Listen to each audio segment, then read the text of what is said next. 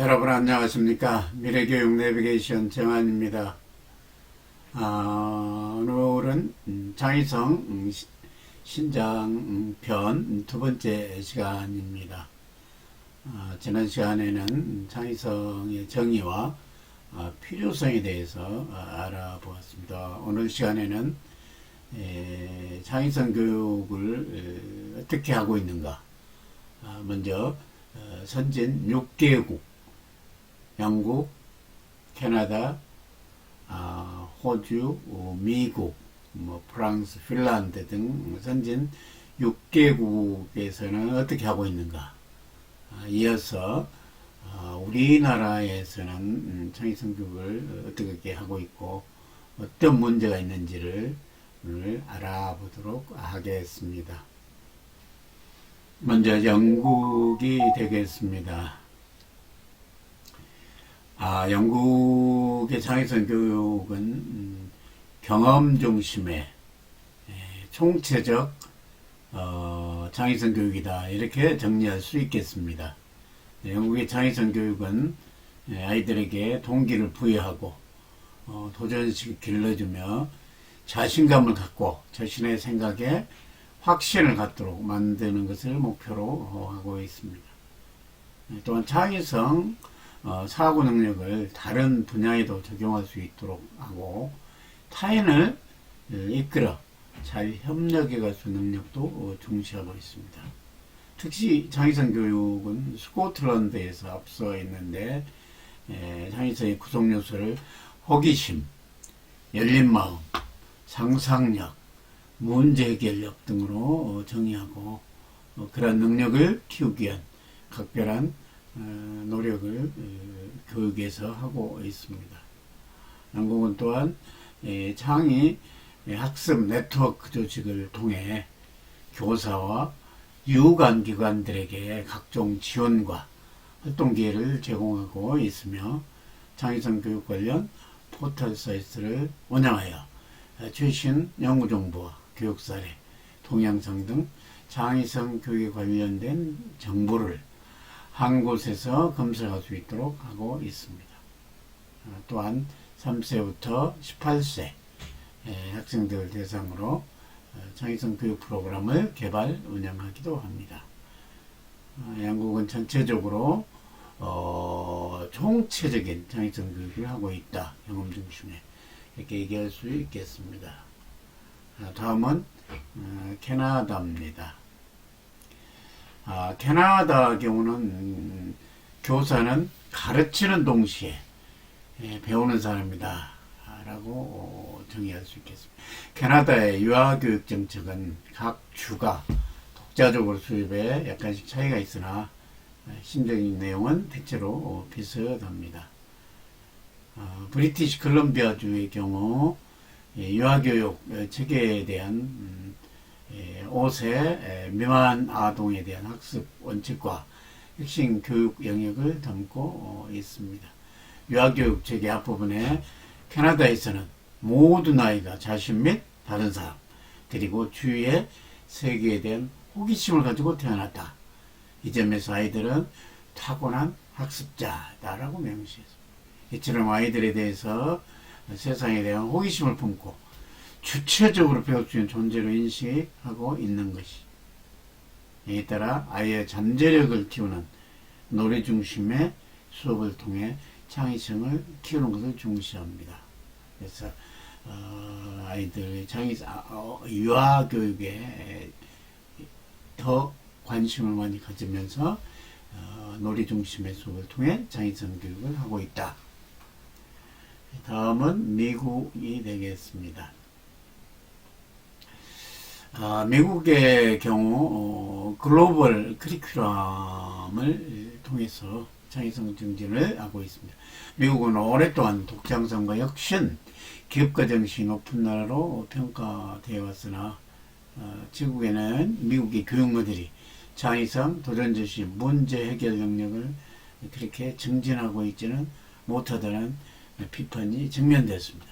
그래서 오바마 정부 이후로 모든 교육과정을 21세기에 맞는 글로벌 커리큘럼으로 바꾸기 위해 CCSS라는 Common Core State Standard 공통 핵심 학력 기준을 정했습니다. 이 기본 개념은 네 가지 분야인 사시, 사고력, 창의력, 협동능력, 의사소통 이런 사시에 개발하는 것으로 아이들의 사고력 개발과 창의성 증진, 생각을 논리적으로 발표 능력, 그 다음에 소통 교육을 지향하고 있습니다.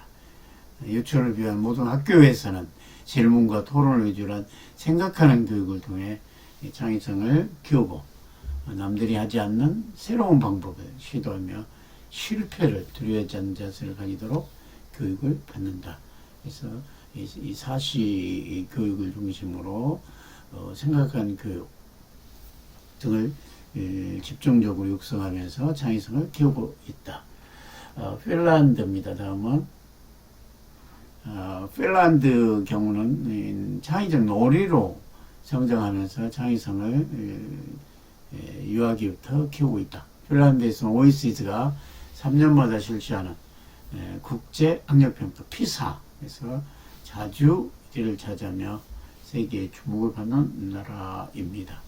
전문가들은 OECD 국가 중 수업 시간은 가장 적은데 이렇게 놀라운 결과가 나올 수 있는 이유를 창의적이고 독립적으로 아이들을 가르치는 핀란드 교육 철학에서 연유한다라고 보고 있습니다.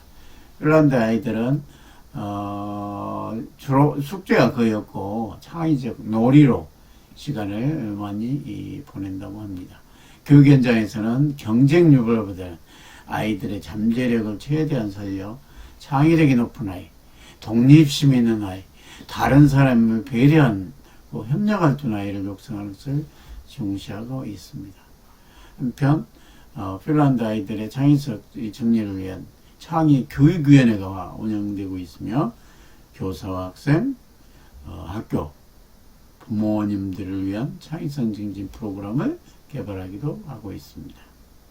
다음은 호주가 되겠습니다. 예술을 통해 키우는 창의성. 호주 어린이들은 유치원에서부터 예술교육을 많이 받고 있으며 창의력을 키운다. 2012년 국가에 정한 핵심 교육과정에 영어, 과학, 역사 외에 예술이 새로 추가된 데 따른 것이다. 예술 교육과정은 전국의 예술가 및 교육 전문가들이 모여 만들었는데 연극, 무용, 음악, 비주얼 아트, 미디어 아트 등 과목으로 이루어집니다.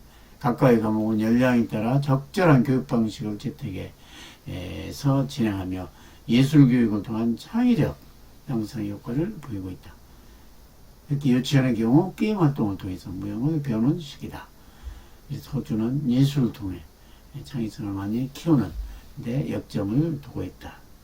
6개국 마지막은 프랑스가 되겠습니다. 프랑스 또한 문화 강국을 만드는 창의성 교육이다. 이런 슬로건을 하고 있다. 프랑스가 문화 강국이 되기까지는 창의성 교육의 한몫을 했다. 프랑스는 80년대 초반부터 학교에서 예술 교육을 활성화해 당대 최고의 문화예술가들 학교에 포진시켜 학생들의 상상력과 창의력을 키우는 데 도와줍니다. 이러한 예술교육은 아이들의 창의성 향상에 큰 영향을 미쳤습니다. 현재도 프랑스는 공교육 현장에서 약 2,000여개가 넘는 창의성 향상 프로그램을 개발해 운영하고 있으며 특히 4세 내지 6세 유아기 시기에 아이들의 창의성과 자율성을 키우는 감성교육을 매우 중요하게 생각하고 있습니다. 그 중에서도 미술은 프랑스 유아교육에서 매우 큰 비중을 차지한 활동으로 언어교육을 늦게 시작하는 프랑스는 그림을 통해서 아이들의 생각을 표현하는 일을 매우 중요하게 여깁니다. 유아기간 역시 미술 작품을 감상하고 재창조하고 자신만의 그림을 그리는 등 다양한 미술활동을 통해 아이들의 독창성을, 창의성을 북돋고 있습니다. 이에 반면에 우리나라는 어떨까요? 우리나라의 지금 중등학교에서 현장은 옛날에 비해서 지식 중심, 단순 암기 위주 교육에서 상당 부분 학생이 직접 토론하고 발표하고 실험하는 창의성 교육 쪽으로 바뀌어가고 있습니다. 그래서 교실에서 학생들이 중심돼서 배움이 일어나고 전에 비해 학생이 수업에 흥미를 느끼는 측면도 많이 생겼습니다. 그러나 다른 측면에서는 어휘나 글의 이해 능력이 상대적으로 떨어지고 또한 기초학력 부진 학생이 많이 생기는 부정적인 현상도 일부 나타나고 있습니다. 그러나 교육이 바뀌기 위해서는 현장 교사들이 수업에 대한 인식도 중요하지만 대학 입시나 여타 학력 중시의 풍토 개선 등 근본적으로 개선할 부분들이 상당히 있다, 이렇게 얘기할 수가 있겠습니다. 이혜정 교수님이 교육과 혁신연구소 소장이신 이혜정 교수의 연구 결과로 본 서울대학교, 우리나라의 최고의 지성인들이 모인다는 서울대학교에서의 교육 현장에서 보는 창의성 교육은 매우 충격적일 정도입니다. 한번 살펴보도록 하겠습니다. 우리나라의 현실 속에서 사실 대학교육, 우리나라 최고 대학인 서울대학교에서도 창의적인 사고를 신장하는 평가를 하지 못하고 교수의 강의 내용을 이해하고 정리한 학생이 최고 성적을 받고 대신 개성있고 창의적인 사고를 가지고 답안을 작성한 학생은 형편한 성적을 받았다는 이혜정 교육과 혁신연구소 소장의 연구 조사 결과는 무척이나 충격적이고 당황스러울 수밖에 없습니다. 이혜정 교수의 연구 결과입니다. 서울대 교육학위를 받고 사범대학과 교수학습발전센터 오랫동안 가르치고 교수들의 강의를 분석하고 컨설팅한 교육공학자 이혜정 소장이 4.3점 만점에 4.0 이상의 학점을 거둔 서울대 2, 3학년 최우동성을 조사했습니다. 전체 학생 2.5%인 150명의 이들 최우동성 중에서 46명이 자발적 인터뷰에 응했습니다. 몇 시간 동안 또는 며칠 이들을 개별 인터뷰하는 반면 비교를 위해 전체 학생에 대한 설문조사 병행해 1213명으로부터 응답을 얻어냈다. 처음에 의도한 것은 최우동생들 어떤 식으로 공부하길래 그렇게 뛰어난 성적을 받는지 알아보는 것이었다.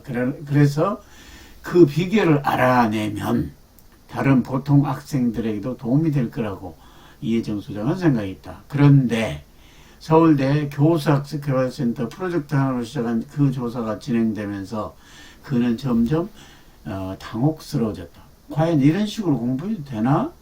우리나라 최고 대학이라는 서울대가 이렇게 가르쳐도 되나?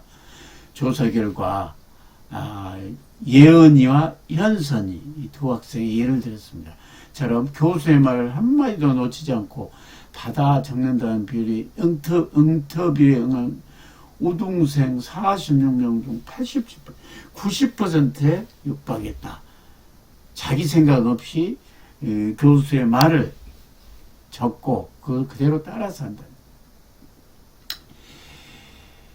인문대 경비는 대학에서는 고교 때와는 뭔가 달라야 된다는 생각에 수업 시간에 교수의 말을 받아듣기보다 자신의 생각을 드러내려고 했다가 1학년 때 형편없는 학점을 받았다.